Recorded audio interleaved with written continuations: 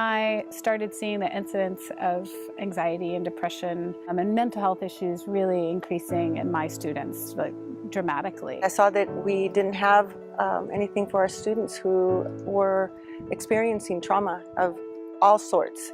And so I started looking. I was working at a school that was experiencing a lot of stress, and I was watching things change in really undesirable ways. I got introduced to mindfulness after just a really stressful school year. I just needed to find something that would really nourish and support me in what I was doing.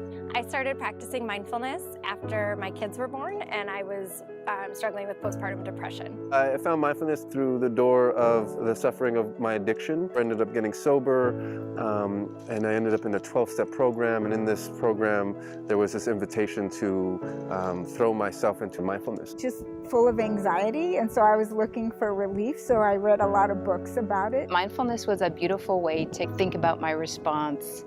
What's my personal power? How do I use my personal power? I got really motivated to see a different way for myself that wasn't just letting my mind kind of run away with the day. I believe strongly in not asking my students to do something I wouldn't do myself. So I checked it out first, and I really found the impact in my life profound, and I felt like it was important to share it with my students.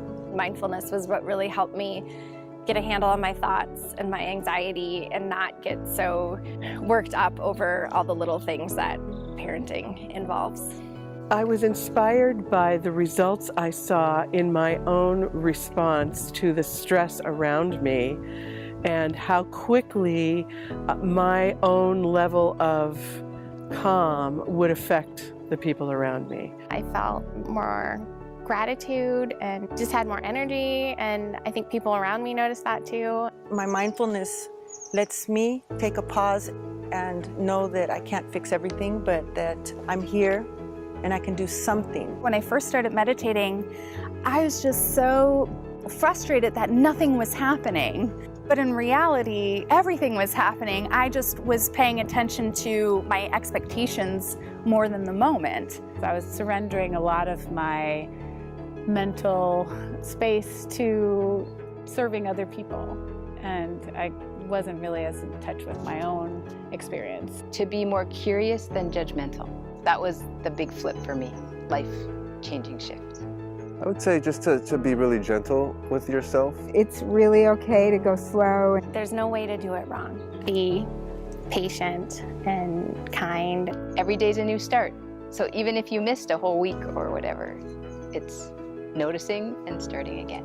Mindfulness is paying attention to what's happening in the present moment without judging it or critiquing it or needing it to be any different than what it is. It's allowing what's happening to happen. Mindfulness is peace and love.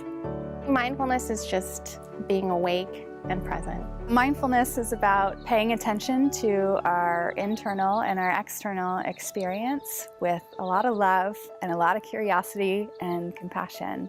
Mindfulness is paying attention. Paying attention to what you're doing while you're doing it. It's the practice of remembering to come back to the moment. I've really come to care for myself, got to know myself, and that's just really different from the way I've lived my whole life. It made me a better mom, wife, teacher. Like underneath all the layers and all the stuff and all the conditioning, my trauma, I am like intrinsically good. Have a mindful summer. Have a mindful summer. Have a mindful summer. Have a mindful summer, everyone.